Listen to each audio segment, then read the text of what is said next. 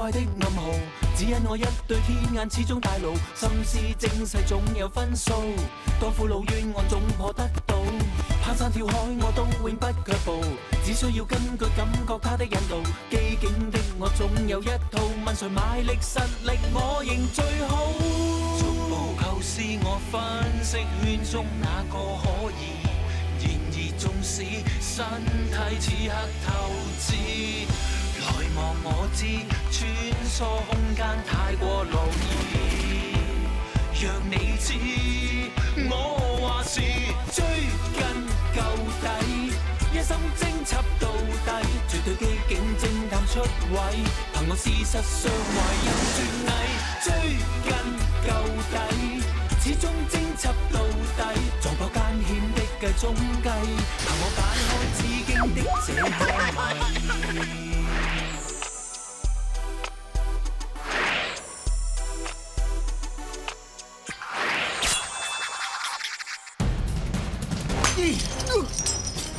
謎。打我！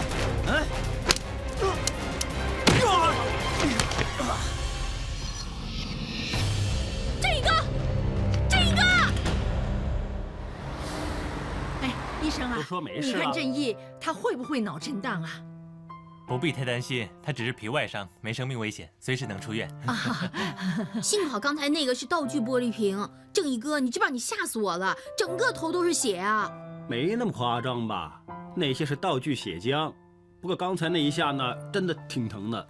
啊，哎呀，这不行，他会不会伤到神经线呢？如果你们还是很担心的话，我可以为他做个全身检查，这样会清楚一点。哎，别，我根本就没事。不行啊，还是检查一下好啊。姑妈，我都说没事了，你看看我，可以上山打老虎，怎么会有事呢？兰姨啊，看来正义哥呢真的急着想出院，我们赶快帮他办手续吧。对了，快去办手续啊！我在这等你啊。还好，如果让姑妈知道我有肝癌，那怎么办？哇，大姐你轻一点，好疼啊！不用力，淤血怎么会散呢？我拜托你啊，学了那几下三脚猫功夫，居然还强出头。当时形势危急嘛。那个正义也是的，还说会功夫呢，被一个塑胶瓶一敲就晕了，真没用。那个不是塑胶瓶，是糖胶玻璃瓶。不过别忘了，虽然是道具，但是打在头上还是很疼的。还好你这次只是有点淤伤啊，要是有什么严重的伤啊，就算他肯压你一辈子，我都不放过他。哇，幸好佩佩没事，不然正义下半辈子可就惨了。这次全怪那个大色魔导演啊，怎么可以逼人拍全裸的戏呢？就是，根本就是社会败类。晶晶，你去抓他们，不要再害别人。奶奶，你放心吧，警方已经在调查他们了。你呀，叫你不要轻易相信别人，夸你几句天生丽质就当真了。有心人陷害无心人，就算这次不是佩佩中计，也会有别的女孩子中计。最重要就是佩佩能够平平安安的回来。啊，姐夫，你这句话说的太好了。他支持你，你得意了。正义这次为了帮你啊，头都被人打破了。拜托啊，你要好好的谢谢人家。你放心吧，我一定会好好感谢正义哥。我像是忘恩负义的人吗？无法无限，截拳道的精神嘛。截拳道的精神呢，是以无法为有法，以无限为有限。哎呀，这我也知道，可是12个字太多了，怎么绣在那条围巾上？不喜欢的话，还给我。要，怎么说你特地做的？不过仔细看看呢，挺可爱的，像个 Q 版的李小龙先生。真的？嗯。不枉我做了好几天。说真的，这次应该是我谢你才对，要不是你及时出手相救，我都晕了，还怎么对付那个坏蛋？哦，这样，那你就要好好想一想怎么报答我这个徒弟了。哇，那就以身相许吧。兰姨，你的头发，我呀，刚才拍《白发魔女外传》，外景刚收工，还没卸妆呢。姑妈，大白天的，你想吓死我啊？让我看看。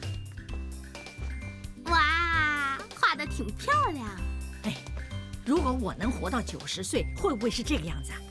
刚才呀，有个会看相的临时演员，他说呀，我能活到90岁，如果一直做运动啊，可能过100岁。哇，这么长命，很好啊！来，喝杯水。哎，有多好啊！到时候好朋友啊，一个个的都离开了，只有我一个人这么长命。最后那几年呢，叫我怎么过呀？兰姨，你不用担心，有正义哥陪你嘛。哇，不会吧，正义？一说到照顾姑妈就这样啊？说真的，就算你真的不肯照顾我也没关系，大不了自食其力啊，捡废纸啊也能喂饱自己的。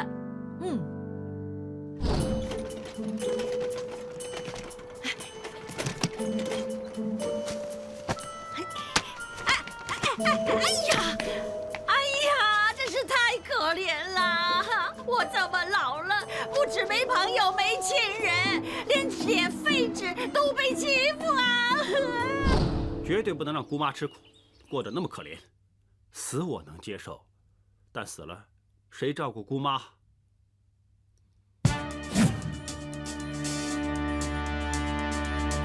以无法为有法，以无限为有限。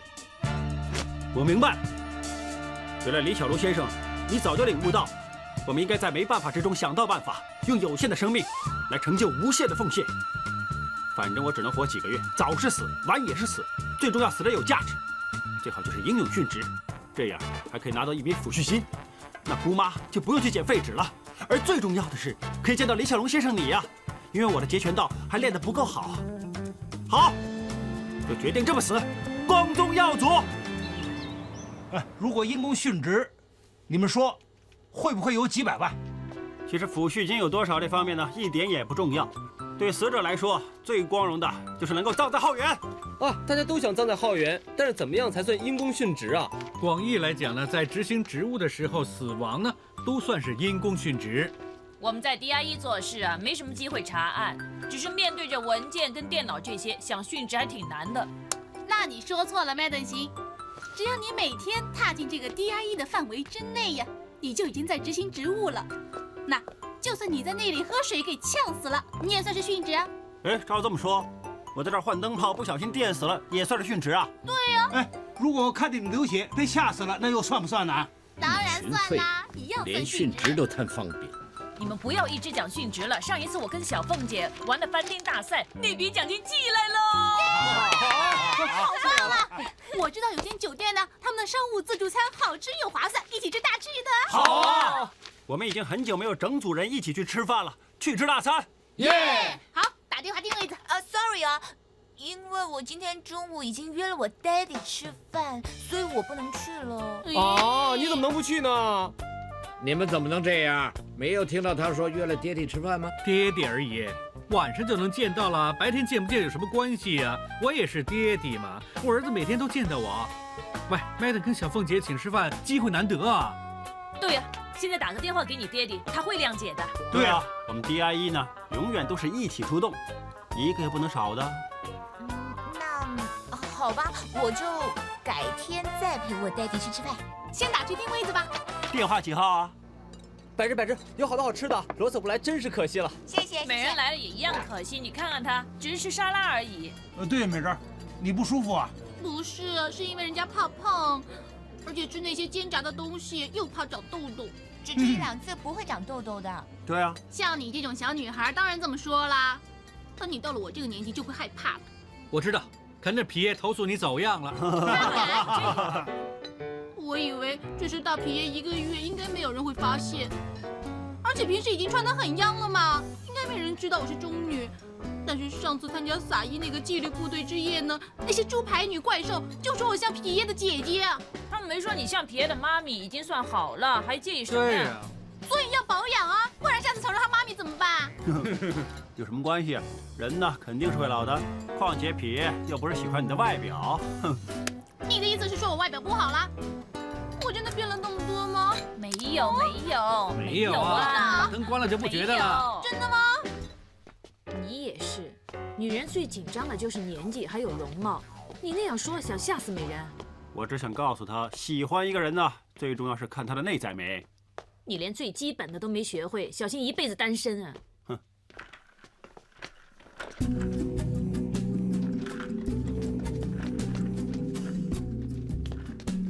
不可能吧！居然会遇到这个死警察！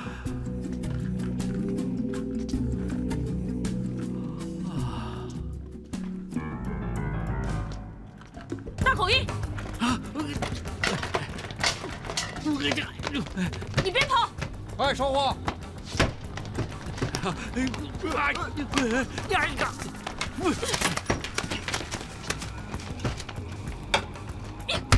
呀！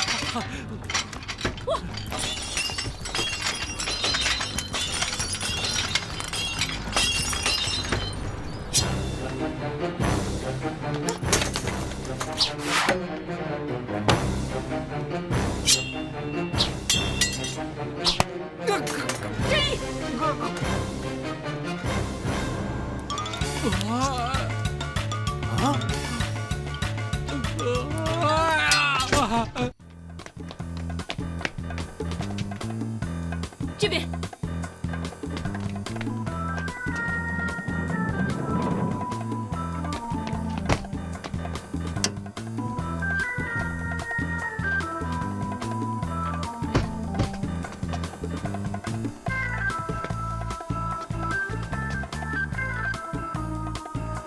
大口音，看你这次往哪儿跑！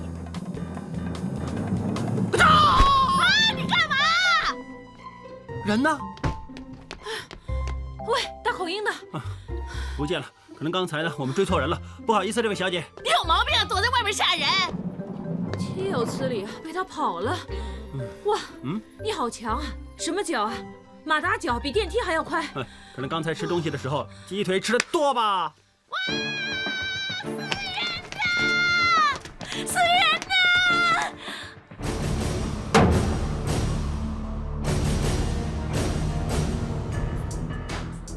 初步看来，死者是被一种有尖端的物体重击头部，以致脑部出血致死。至于凶器，很有可能就是这个榴莲。在这个榴莲壳上有些血液，还有疑似皮肤组织，很有可能是属于死者的。至于死者身上也发现淤痕，似乎是在被杀之前与凶手争执所留下的。凶案现场很明显有曾经打斗的痕迹，死者身边的地上有几个打开的榴莲。初步估计大概有4、5个榴莲。那现场有没有发现任何指纹呢？我在现场找到10几组不同的指纹，但是由于这里是酒店的房间，每天光是整理房间已经有很多人进出，我想要经过一轮筛选之后才知道有没有线索。高 Sir， 你说这起会不会是劫杀案呢？绝对有可能。死者的钱包就在这里，我刚刚看过了，里面有上千块美金，还有几张信用卡，看来不像有财物损失。也就是说，这起不是劫杀案喽？那到底是谁最先发现尸体的？因为往往最先发现尸体的，本身就是凶手。高 Sir， 发现凶案现场的人总共有3个，其中1个是这里的住客，不过他因为受惊过度送院检查了。其余2个呢？其余2个是我们的同事。同事？正义，再吃1盘生蚝。哇，这么补啊！刚才拿给我的还没有吃完呢，Madam。新鲜啊！多吃一点，你又帮 Madam 挡刀，又跑上跑下跑了几层楼，你不多吃点，怎么补充体力呢？张 Sir， 你真是厉害呀！幸好这间酒店的经理会做人，安排我们在这吃下半场，不然吃亏大了。我们简直是赚到了，有间 VIP 房还可以任点任吃。如果我老公有时间，就叫他过来吃了。当然了。不会吧，又是这群人 ？OK， 是谁发现尸体的？我们全人类一起发现的，是谁最先发现的？我们上次为了查案，我和小凤姐参加了电视台的翻钉大赛，结果我们赢了。是啊，这位目击证人，请你简单明了，其他不相关的事麻烦你省略掉吧。OK， 我跟正义因为见到大口音就追他了，一直追到6楼，在606号房的外面看见死者躺在房间里面，就马上报警了，就是这样了。无缘无故为什么追大口音啊？我们怀疑大口音跟这个案子有关，说出来可能会浪费高 Sir 你的时间。我们来这里呢吃自助餐，后来我跟 Madam 呢就去洗手间，正好遇到大口音，我们一直追他，追到了6楼，可是被他跑掉了，但是就发生了这宗命案。指南，你跟 Jackson 向酒店方面了解一下，看有没有更多关于死者的资料。Yes sir。其实你想知道什么，问我们就行了。由于时间关系，在你到达之前，我问过酒店经理，死者是一名泰国商人，名叫查差。他以前呢租过这间酒店住过几次，也算是一名熟客。是啊，接待处我也去问过了，他们说在出事之前有个包裹是给死者的，那他们就打电话到房间叫死者去楼下接待处领取。谢谢。我的。报告，其实当时呢，还有一个酒店 bellboy 跟死者坐同一部电梯，但是当电梯到达大堂的时候呢，死者忽然之间摸了摸口袋，好像发现什么东西不见了，然后他还讲了一句 ：“Oh my god！” 然后就坐原电梯回到楼上了。死者很有可能是回房间之后就被杀。至于死亡时间，就等皮炎验尸之后才可以决定了啊。我建议你呢，尽快联络泰国那边，看看能不能问到更多关于死者的资料，说不定呢能知道死者被杀的原因。还有啊，大口音一见到我和正义，拔腿就跑，我怀疑他跟这个案子有关系，最好马上找人抓他。Shut up！ 混账！现在这 case 是谁负责啊？要你们叫我查案？不是，我们都是帮忙协助调查而已啊。根据犯罪统计学，凡是首先发现凶案现场的人呢，有50%的几率就是凶手。换句话说，你还有你，两个都是疑犯，更加不可以接触这案子。你怎么这样？高 Sir， 什么事？我找到6楼走廊的闭路电视拍到的凶案现场的录影片段。不要动！只要闭路电视拍到谁走进凶案现场的房间，我们就知道谁是凶手了。大口音。只是拍着背面，侧着脸也能认出来。大口音的嘴那么大，侧面也能看到。我追了他这么多年，他化成灰我也认得。哦，这么快散场了？怎么回事？酒店的保安查过闭路电视系统，发现6楼的闭路电视线被人剪断了，所以录到一半就没有讯号了。哼，肯定是杀人凶手担心被闭路电视拍到他，所以在进606号房杀人之前动了手脚。可惜啊，看不到凶手到底是谁了。这还用说？凶手一定是大口音。哇，你们怎么变得这么有默契啊？怎么了？昨天没回家，是不是很累啊？总之被高材生玩死了。看完那个什么闭路电视录影，接着还要回到凶案现场重组案情，之后又要跟他回重案组录口供，问完这样问那样。我早上才回家换衣服上班的，不累才怪。谁叫他们说我们有50%的机会是杀人凶手？这就叫人倒霉喝水也塞牙缝，好好的跑去吃自助餐也会遇到命案发生。这还不够倒霉，更可恶的是要我们帮忙调查。他又被那个高 Sir 冷嘲热讽，说不用我们 DIE 管。我觉得高 Sir 处理得很妥当，合乎规矩。你们一个个给我记住啊！重案组是重案组 ，DIE 是 DIE， 两个不同部门，别老去做别人的事，又不是吃饱了没事干。罗 Sir， 你这么说就不对了。我们身为警察，见到罪案发生，当然应该要展开调查。如果怕背黑锅，不如早点退休，吃颗糖，回家里睡大觉算了。你说什么？浪费我的口水！拉那里吧。张 Sir， 枪啊！小一哥，你没发烧吧？昨天你追大口音比 Madam 还强，今天你居然敢跟罗 Sir 顶嘴？我没事，我只不过是有什么说什么吗？没错，但是你昨天真的很猛，大口音一刀刀的飞过来，你闪也不闪。Madam， 我们身为警察，随时准备殉职，怕什么？不要了吧，要我准备殉职，不能陪我老公，我宁愿放走犯人了。话也不可以这么说，大口音那种世纪大坏蛋，现在还杀了人，我一定要将他绳之于法。话又说回来，我觉得大口音不一定是凶手，因为我有问过酒店经理，他说之后也有调查过，凶案旁边几个房间确实有人进去偷东西。那也就是说，大口音假扮成酒店职员，利用 check in、check out 这段时间进入酒店房间偷东西。这几个房间除了遗失贵重物品之外，连浴室的毛巾呢、牙刷呀、吹风机啊，总之能拿走的都不见了。结果遇到回房间拿钱包的死者，他看到大口音在偷东西，大口音就把心一横，杀人灭口喽。这也未必，我有问过艾希，艾希说在凶案现场旁边那几个房间有找到大口音的指纹，而在凶案现场的房间里没有大口音的指纹，还有在闭路电视的录像带里面看到大口音没有进过凶案现场那个房间。那闭路电视那条线被人给剪断了吗？可能是大口音趁这段时间进了凶案现场啊！嘿，你不可以这么感情用事，一口咬定大口音就是凶手。我哪有感情用事啊？你能干，那你说吧，大口音不是凶手，谁是凶手？我还不敢肯定，不过在没有实际证据之前，你都不可以一口咬定大口音就是凶手。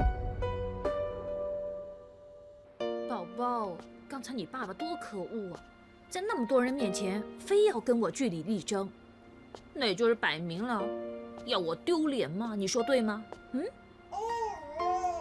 对呀，你也有超能力的，反正现在没有头绪，问你也是个办法。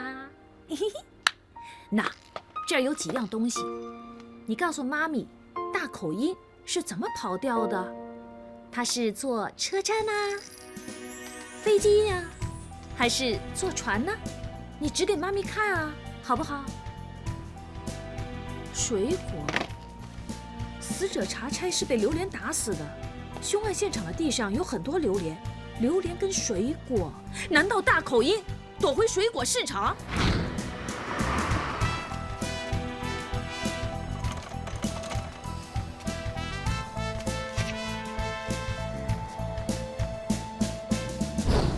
司警察。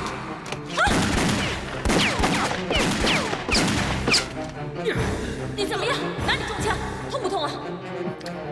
关起。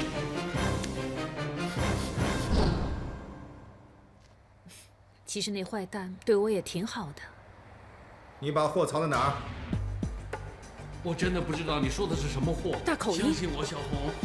小红，小红是你叫的，叫红哥。想当年我打人，如今人打我，红哥。想当年，想当年。你还装蒜？我收到消息，警察那边收到资料，说泰国佬死的时候，你被酒店的闭路电视拍到。不是你杀了他抢走那批货，警察会通缉你吗？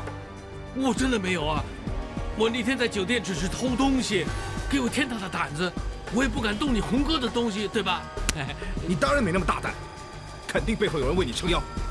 说，是不是麒麟叫你抢走我的货？红哥，你相信我，我连你那批什么货都不知道，又怎么会去抢呢？喂，我是。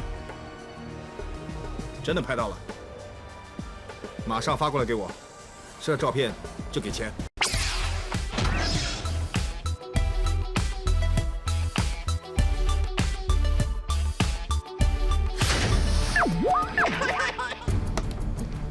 你运气不好，我今天心情非常差。别再浪费我的时间，把他的手砍下来，看他说不说。不要，喂，不要，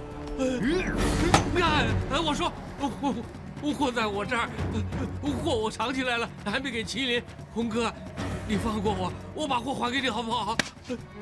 货我当然要，但是你居然敢偷我红儿的货，那就留下一根手指做抵押。不要，砍了就没了，不要啊，不要啊！喂，刀下留人！警察，不许动！走。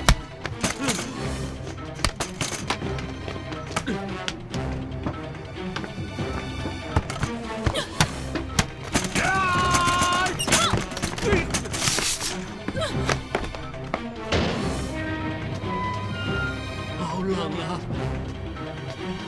大口音，别跑！别跑！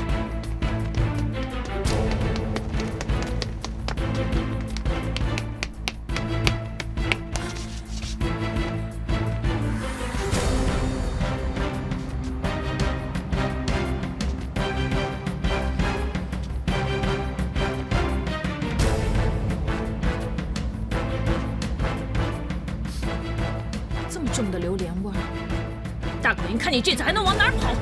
嗨！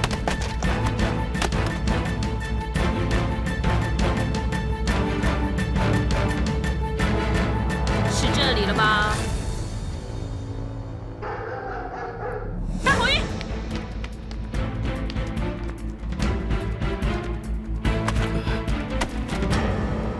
吓死我了！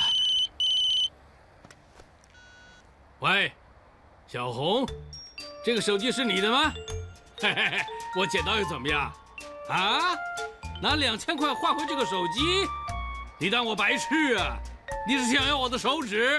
不给呀！去死！去死！该死的大口音！去死！喂，你姐今天是不是受刺激了？不知道，有时候真觉得姐夫挺可怜的。你这气消了没有？我都快被你打扁了。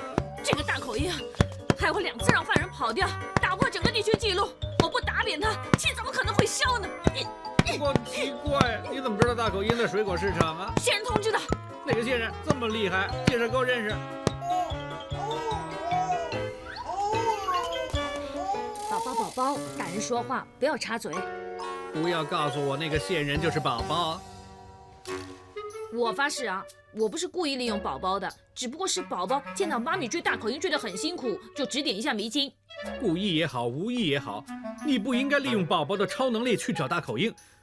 之前罗斯尔利用宝宝的超能力去赌球，你说他可恶，你现在居然做同样的事，怎么这样啊？赌球跟抓坏人怎么会是同样的事？宝宝只不过指一指、笑一笑而已，有多伤啊？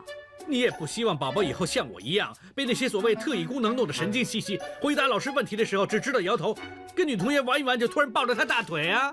我不觉得宝宝现在有任何不对劲，而且他也未必遗传你那个什么感应后遗症啊。总之我说不行就是不行。现在不是你让他跑掉，你当然会这么说了。我在认识你之前已经在追大口音了，追到现在连孩子都生了，大口音呢却还是逍遥法外，这种心情你不可能明白的。去死吧！炸！不炸！晶晶，你看看宝宝今天是不是有点不舒服啊？不可能吧？我看看，没事啊，没发烧。我平时呢，一补呢他就笑得嘎嘎嘎的，但是今天我夹他好像都没什么反应啊。你每天晚上都补假，谁还会有反应啊？不知道是不是因为你跟罗斯尔用了他太多超能力，害得他痴痴呆呆的。不行，等一下叫医生测测他的 IQ 比较保险。你用得着兜个大圈子来翻旧账吗？我已经向你保证，我以后再也不会利用宝宝的超能力了。你还想怎么样？哎呀，宝宝不要哭，爸爸妈咪呢不是在吵架，只不过是讨论的太热烈而已。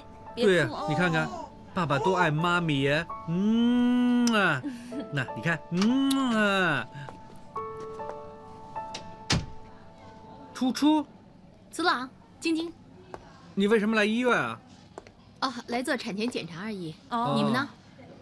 哦，带我们的小皇帝来打预防针。嗨，叫初初阿姨呀，我叫于佳安，你叫我小安安好啦。Hello， 你好乖呀，好舒服，打招呼。看你们一家3口这么幸福，真的好羡慕啊。快点 ，Hello。哎呀，你好皮呀！你的脸怎么了？我太笨，不小心没站好，摔倒了，撞伤了。哎呀，这种事可大可小的，要让医生详细检查。医生说很快会好，你们放心吧。哦，于家安，到你了。是。宝宝要见医生了，以后再聊了，拜拜。拜拜。不用眼睛看着，心里想着，我不会吃这种没必要的干醋。你去送他回家吧。Yes, madam。初初，还是让我送你回去吧。不用了，文辉会来接我。我这样是不是很难看？你老实告诉我，你先生是不是又打你了？你想太多了，跟他没关系。我想多了，那这是什么？初初，可能有些事你会选择逆来顺受，但是我身为你朋友，我不可以当什么都没看到。其实文辉对我不是那么差，他只不过是喝醉了才会这样的。他每次醒过来都会求我原谅他，他答应过我他会改的。但是他真的有改吗？我知道有很多家庭暴力事件，是那个男人打完那个女人之后就认错，所以女人一忍再忍，结果造成更大的伤害。初初，我不希望你像那些女人一样。算了，我自己会解决的。哎！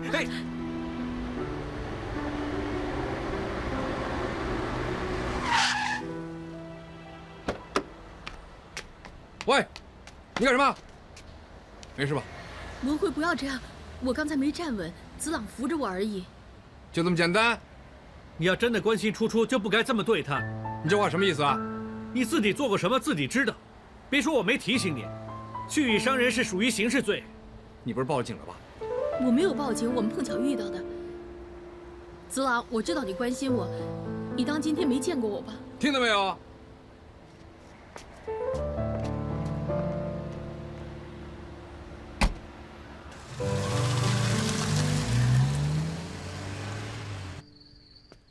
哎，真是没想到，想因公殉职，也这么难。不可能吧？圣诞老人居然当小偷？你的运气太差了。张一哥，你干嘛打兰姨啊？兰姨喝茶，小心烫啊！谢谢。哼，连姑妈都敢打，你可恶，该打！姑妈，哪有人回自己的家，还在窗口那儿鬼鬼祟祟的偷看呢？那我不记得带钥匙嘛，你又没回来，所以我就想从窗口那儿把门打开喽。你不记得带钥匙，你就叫我回来嘛，姑妈。你不要忘记，你一把年纪了，万一啊弄伤了怎么办呢？佩佩过门就是客人嘛，难道要人家站在外面吹风等你呀？也就是，万一有一天我不在的话，那你也就不回家了。这一点我不害怕。你刚刚才失恋分手，以你的记录啊，哪有这么快结婚搬出去住啊？我的意思，不是说这种不在呀，姑妈。那种不在就更不用担心了。你也说我一把年纪了，照理说呀，我会比你先走。你呀，应该学学怎么照顾自己。有很多事情很难说的，世事无常。就说李小龙先生吧，他也没想到，连死亡游戏都没拍完，他就已经去世了。啊，佩佩，圆的这两把呢，就是大门跟铁门的钥匙；方的这把呢，就是姑妈房间的钥匙；而这几把小的呢，就是姑妈房间。哎，等一下，这一个，你担心兰姨下次又不记得带钥匙不能进门而已，你配铁门跟大门的给我就行了，为什么要配其他的？你不要看我姑妈呢，平时挺机灵的，其实啊，她迷迷糊糊的。如果多串后备钥匙，万一将来有事的话，你也可以帮忙照应一下嘛。但是好像不太好吧？我始终不是你们家的人。哎，傻瓜，她已经认你当干妹妹了吗？我也早已经把你当成自己人了。把我当成自己人？嗯。不过有些事情呢，我真不知道怎么跟你说。我想想，以后我想好了再告诉你。总之呢，你就当帮我一个忙 ，OK？ OK， 姐姐，撒姨呢最近找我做个大 project， 所以呢就要经常去一些大公司。好的衣服呢我还有几件，不过没有像样的手提包哦。哇，好重啊！哇，姐姐，每个都要上千块哦，你真是白费家俊哥一片心意。你了解我的，宁愿拿枪不拿包包。还是这个适合我。诶，姐姐，里面有把钥匙。哦，这把是家俊那时候住的地方的钥匙，我当时还以为不见了，又配了一把。姐姐，那时候家俊哥什么时候把钥匙给你的？我想交往了大概1年吧。1年啊？那他把钥匙给你，是不是代表你们已经那个了？你在乱说什么呀？我们那时候很纯情的，虽然我们感情很好，而且打算结婚。也就是说，家俊哥把钥匙给你，就是有意思跟你发展下去，对不对啊？可以这么说。姐姐，那个时候正义哥有没有把钥匙给子晴姐？你问这么多干什么？你不要告诉我你在跟正义交往啊！正义是个好人，你不要耍他。干嘛？我很差劲儿吗？我不是说你差劲儿啊，你也是好人，还很有气质。不过呢，你太贪玩。正义是个老实人，你不要耍他了，他会被你耍死的。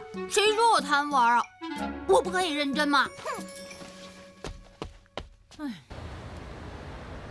不可能吧？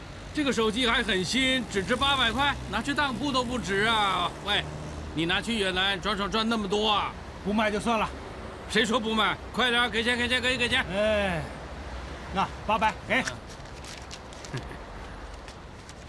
喂，哇，这样啊？这眼睛瞎了，不会看路啊？大口音。死警察，你死都不放过我！老天有眼！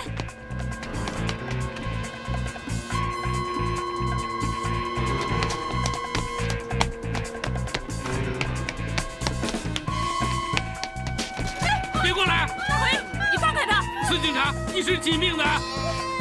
别过来，一时几命啊！你不要乱来啊！救人呐！没人。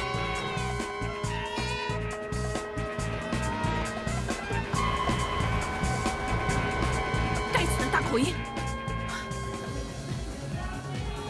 服务生，是，再来一瓶。好的。阿madam，一回到家还要照顾宝宝，让他闻到你的酒味，不是太好吧？对呀，只是让大口鹰跑掉又不是第一次了，何必借酒浇愁呢？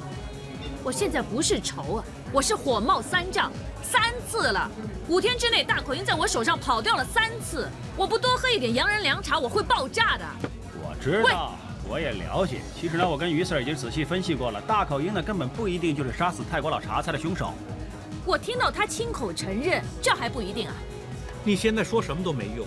他现在吃饭、洗头、洗澡跟睡觉都想着怎么抓大口鹰，他走火入魔了。你还是想想怎么帮他把大口鹰找出来更好。哦，啊对了，于 Sir， 你不是跟我说过有个朋友把脚扭伤了吗？想找个好点的跌打医生。哎，这个还不错，你打这个电话去预约时间吧。Thank you， 不谢。朋友，初啊，我看他走路一拐一拐，就介绍一个跌打医生给他了。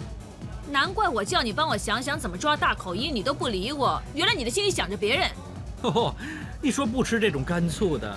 谁说不吃？嗨，哎，美人，就你一个，你老公呢？我老公不能来了，他说突然发生一件凶杀案 ，Thank you， 还说要加班验尸呢。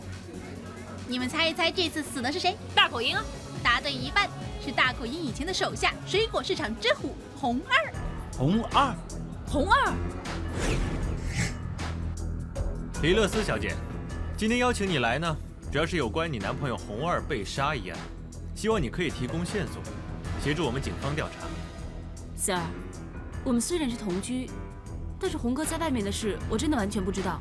那红二临死之前有没有说过最近跟谁有过节？出来混的人肯定会有仇人，不过我想最恨他的人应该是大口鹰吧。哎，跟他有什么关系啊？红哥以前是他的手下。但是突然之间，大口鹰人间蒸发消失了，所以红哥就接手了他的手下跟地盘了。怪不得红二这2年一下子冒出来了。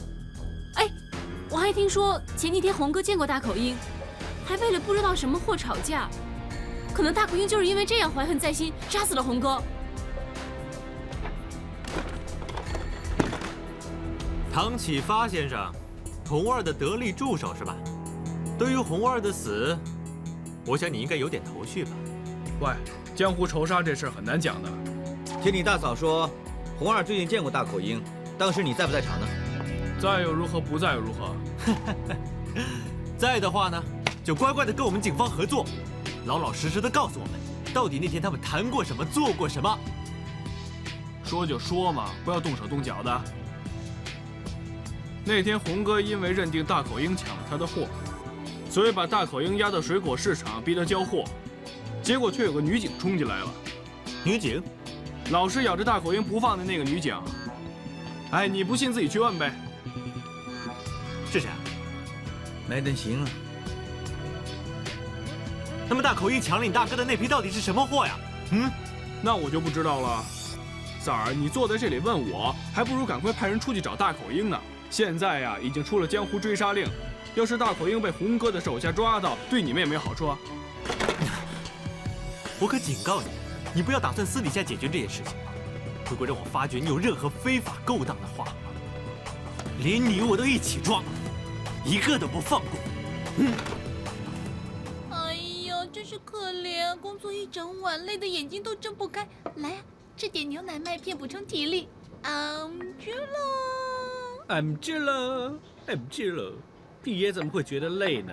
可以解剖尸体，他马上就有精神了。啊，是为啥？什么意思啊？为什么不嘞？这句也听不懂。我是说，总之我可以验尸呢，我就马上有精神了。爹，你验了一晚上，有什么发现？对啊，红二呢？他是怎么死的？那么目前所得的资料显示呢，死者是被人用西瓜闷死的。被西瓜闷死。昨天下午我接到通知，到了水果市场凶案现场，发现死者红二躺在地上，脸部盖着半个西瓜，身边全是打烂的西瓜皮还有西瓜肉。种种表面迹象显示，死者是由于缺氧窒息而死的，死亡时间是昨天中午12点到1点左右。后来的验尸结果也证实了这2点。不过我发现了一件很奇怪的事情，就是在死者的鼻腔、气管以及肺里，都只找到很少量的西瓜汁和西瓜肉，西瓜籽一粒都找不到。这样说不通啊！如果真是被西瓜闷死的，应该会吸入一些西瓜汁或者西瓜肉才对。可能是红二早就被人打晕了，然后再用西瓜闷死的。从红二脸上的痕迹，还有他手部的淤伤，可以肯定他在死前有挣扎过的痕迹。也就是说，红二是被人活生生闷死的。红二跟茶菜的死凶器同样都是水果，而在死者身边还发现了打烂的榴莲以及西瓜，行凶手法类似，会不会是连环凶杀案呢？哼，红二肯定是大口鹰杀的，一定是红二比我们早一步找到大口鹰，逼他把货交出来，结果反而被大口鹰杀了。但是重案组已经翻遍大口鹰住的地方，只找到从酒店偷回来的香皂和毛巾。那些黑社会啊，怎么会为这些东西抢来抢去的？而且现在还闹出人命呢。对啊，很难令人相信大口鹰会为了这样的货去杀人啊。而且啊，大口鹰已经被你追的从一个黑帮老大沦落为一个街头老千了，怎么会突然出来做大案子呢？还连续杀死2个人呢？这大口鹰那种大坏蛋很难说的。